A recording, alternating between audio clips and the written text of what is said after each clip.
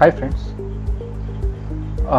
ये मैं video audio record कर रहा हूँ for education purpose only.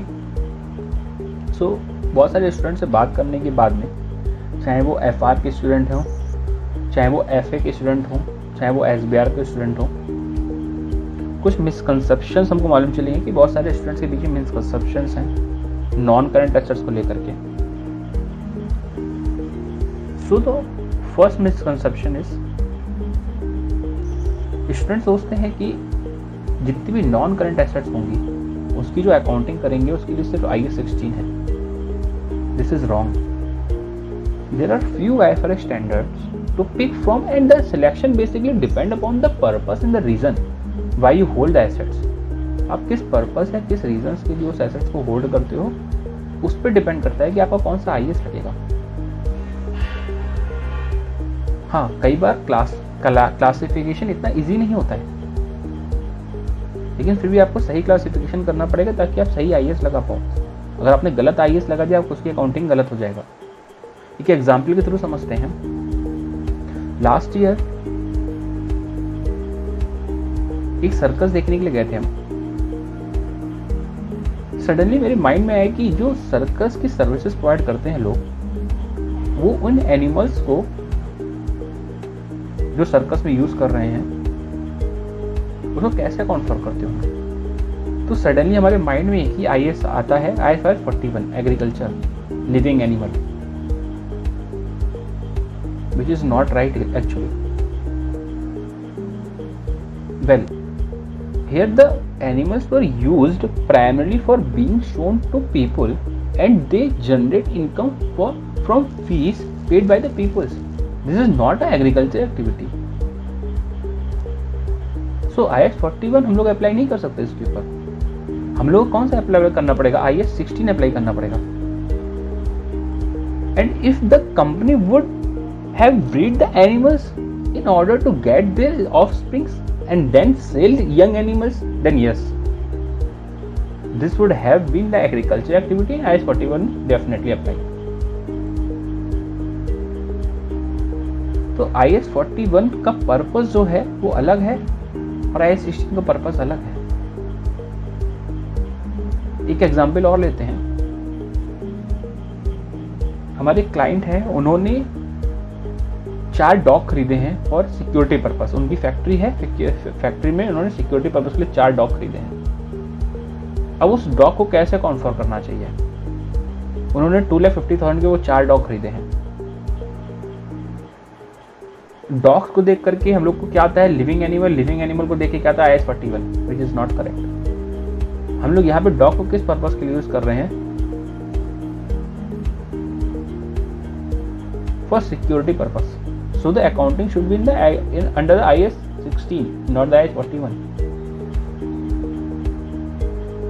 So बहुत सारे स्टैंडर्ड्स हैं नॉन करंट एसेट्स को लेकर के, सबका यूज अलग अलग है। जैसे IAS 16 में जो यूज बोला गया है वो कैसा बोला गया है? If you hold your assets with the purpose of using them in the production of goods और providing the services for rental to others and administration purpose, then yes, you will definitely apply IAS 16. Similar IAS 41 non current assets की बात करता है, लेकिन purpose change हो रहा है। What is the purpose under IAS 40? If you hold your building or land for the capital appreciation, then you need to apply IAS 40 rather than IAS 16. यहाँ purpose change हुआ, आपने IAS चेंज कर दिया। Same with the IAS 2 inventory. अगर कोई car dealer है, उसने car खरीदी, नई कार खरीदी है आगे कार बेचने के लिए, तो वो कहाँ अप्लाई करेगा? IAS 2 में अप्लाई करेगा, IAS 2 अप्लाई करेगा उसकी अकाउंटिंग के लिए। अगर उसने कार खरीदी है फॉर देयर ऑन यूज, तो हम लोग उस कहाँ अकाउंटिंग करेंगे? उसको PPE, प्रॉपर्टी प्लांट इक्विपमेंट में IAS 16 में अकाउंटिंग करेंगे। IAS 41 एग्रीकल्चर, इसकी बात हम पहले ही ऊपर कर चुके हैं।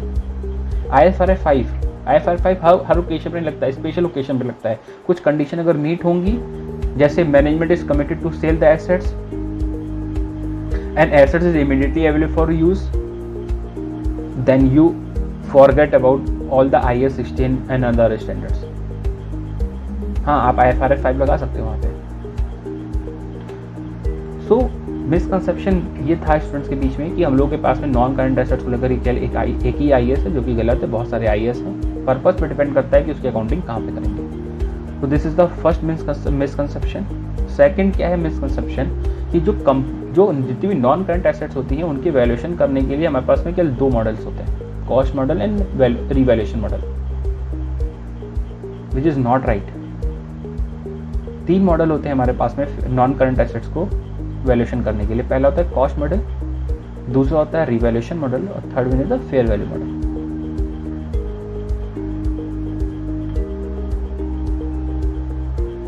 The most common model is a cost model, under which you hold your assets at their cost, less accumulated depreciation and less impairment losses if any. लेकिन कई बार क्या होता है, this model does not fit the situation well. For example, when you invest in a building with the purpose of selling it later, हमने एक building में invest करा उसको बाद में बेचने के लिए, तो इस हम लोग को यहाँ पे फिट नहीं हो रहा, कॉस्ट मॉडल नहीं लगाना चाहिए हम लोग को। हम लोग कौन सा मॉडल लगाना चाहिए? Fair value model, IAS 40 investment property. Cost model हम लोग नहीं लगा सकते यहाँ पे, वो मॉडल ही फिट नहीं हो रहा है यहाँ पे। Also many companies do not apply the cost model properly as they often forget to review useful lives of their assets, and as a result they still use the fully depreciated assets in a business. हमारे पास में IAS 16 में जो depreciation का तरीका दिया गया है वो कैसा दिया गया है, हम लोग जो यूज करते हैं वो यूज करते हैं यूजफुल लाइफ को डेप्रिसिएशन पर्पस के लिए। ओवर द यूजफुल लाइफ हम लोग डेप्रिसिएशन चार्ज करते हैं। तो दो चीजें होती हैं, पहला होता है हमारे पास में एसेट्स की इकोनॉमिकल लाइफ और सेकंड इज एसेट्स की यूजफुल लाइफ। इकोनॉमिकल लाइफ क्या होता है, मान लो सपोज कोई एसेट्स हमने खरीदा, उस एसेट्स को हम लोग यूज कर सकते हैं 10 साल तक, लेकिन हमने डिसाइड करा कि हम उसकी यूजफुल लाइफ यूज कितने साल करेंगे, कल 6 साल यूज करेंगे। 6 साल बाद क्या हुआ, 6 साल बाद हमने पूरा डेप्रिसिएशन लगा दिया, 6 साल के एंड में हमने देखा उसकी बुक वैल्यू क्या हो चुकी है, 0 हो चुकी है। लेकिन हमारे पास में हमारा क्या डिसीजन था कि 6 ईयर के बाद में लोग नई एसेट खरीदेंगे, लेकिन बाई चांस हम लोग एसेट्स नहीं खरीद पाए नई एसेट्स, और 7th ईयर हम लोग को 7th ईयर में भी उस एसेट्स को यूज करना पड़ रहा है, क्योंकि उसकी इकोनॉमिक लाइफ तो 10 साल की है, 4 साल हम उसको और यूज कर सकते हैं। लेकिन 7th ईयर में अगर हमने उस एसेट्स को यूज किया तो ऑब्वियसली हम लोग डेप्रिसिएशन को चार्ज नहीं कर पाएंगे, तो हमारा जो अकाउंटिंग का बेसिक कंसेप्ट है, मैचिंग कंसेप्ट, वो फेल कर जाएगा। तो कॉस्ट मॉडल हम लोग क्या करना पड़ता है, बहुत समझदारी से लगाना पड़ता है, और उसकी यूजफुल लाइफ को हर साल पे हम लोगों को रिव्यू भी करना पड़ता है, ताकि मेरी जो एसेट्स है उसकी जो बुक वैल्यू वो 0 ना हो जाए।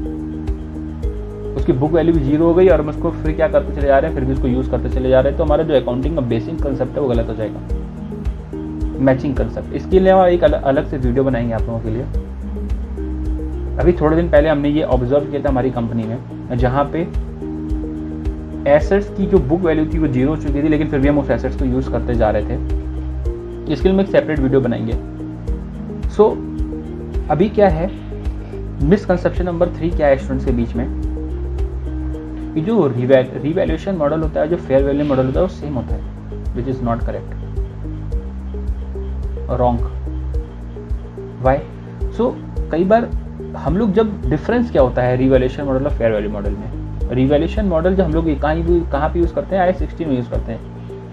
हम लोग IAS 40 के लिए कौन सा मॉडल यूज करते हैं, फेयर वैल्यू मॉडल यूज करते हैं। तो पहला डिफरेंस क्या होता है, जब लोग रिवैल्यूएशन मॉडल यूज करते हैं उसमें जो वैल्यू, एसेट्स की वैल्यू कम या ज्यादा करते हैं, इंक्रीज या डिक्रीज करते हैं, चेंज करते हैं, वैल्यू में जब चेंज करते हैं तो उसका जो इम्पैक्ट डालता है वो OCA में जाता है, हमारा इम्पैक्ट, अदर कॉम्प्रिहेंसिव इनकम। और फेयर वैल्यू मॉडल अगर यूज करते हैं हम लोग, तो उसका जो इम्पैक्ट जाता है वो कहाँ जाता है, PL के अंदर जाता है। पहला डिफरेंस ये है। दूसरा डिफरेंस क्या है कि जब हम लोग रिवैल्यूएशन मॉडल यूज करते हैं तो हम लोग एसेट्स को आगे डेप्रिशिएट भी करते हैं, लेकिन अगर हम लोग फेयर वैल्यू मॉडल यूज करते हैं तो हम लोग कभी डेप्रिसिएशन क्या हो जाता है, लगा ही नहीं सकते उस एसेट्स के ऊपर, बंद हो जाता है डेप्रिसिएशन लगना। तो under the fair value model we can not charge depreciation on that assets on which we are using fair value model. So this is the misconception number 3. Now what is the misconception number 4? Assets लोगों के students के मन में क्या है, जो assets की useful life है वही उसकी इकोनॉमिकल लाइफ है, विच इज नॉट करेक्ट. हाँ, इकोनॉमिकल लाइफ और उसकी यूजफुल लाइफ सेम हो सकती है. एसेट्स के हमने उसकी इकोनॉमिकल लाइफ 10 साल है तो हम डिसाइड कर सकते हैं उसको 10 साल तक यूज करेंगे, यूजफुल करेंगे 10 साल तक.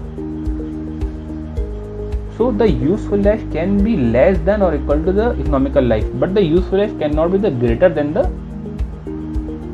economical life. So ये 4 मिसकंसेप्शंस थे. पहला मिसकंसेप्शन क्या था कि नॉन करंट एसेट्स की अकाउंटिंग के लिए केवल IAS 16 है, विच इज नॉट करेक्ट. उसके यूज पे, उसके पर्पस पे डिपेंड करता है कि हम उसको कहाँ अकाउंटिंग करेंगे. दूसरा मिसकंसेप्शन क्या था कि केवल 2 मॉडल्स हैं वैल्यूएशन करने के लिए, विच इज नॉट करेक्ट. 3 मॉडल होते हैं. थर्ड मिसकंसेप्शन क्या है कि फेयर वैल्यू मॉडल और जो हमारा रिवैल्यूएशन मॉडल है वो सेम है, विच इज़ नॉट करेक्ट. दोनों में डिफरेंस होता है. और फोर्थ, जो इकोनॉमिकल लाइफ है और जो यूजफुल लाइफ है वो सेम है, which is not correct. Useful life कम हो सकता है, यूजफुल लाइफ बराबर हो सकता है इकोनॉमिकल लाइफ से, लेकिन यूजफुल लाइफ ज़्यादा नहीं हो सकता इकोनॉमिकल लाइफ से. तो that's it. Thank you so much. ये आपका जो ऑडियो है वो आपको हेल्प करेगा आपके स्टडी में, FR के स्टडी में, आपके SBR के स्टडी में. आगे इसी तरीके के बहुत सारे ऑडियो हम डालते रहेंगे जो स्टूडेंट्स के बीच में बहुत मिसकंसेप्शंस हैं और जो प्रैक्टिकल एस्पेक्ट्स हैं IAS और IFRS को लेकर के, जो हम कवर नहीं करते हैं क्लासेस वगैरह में, क्योंकि हमारे कोर्स में नहीं है वो सारी चीज़ें, तो हम क्लास में कवर नहीं कर सकते. टाइम बाउंड है हमारे classes. Okay, so thank you so much. Bye.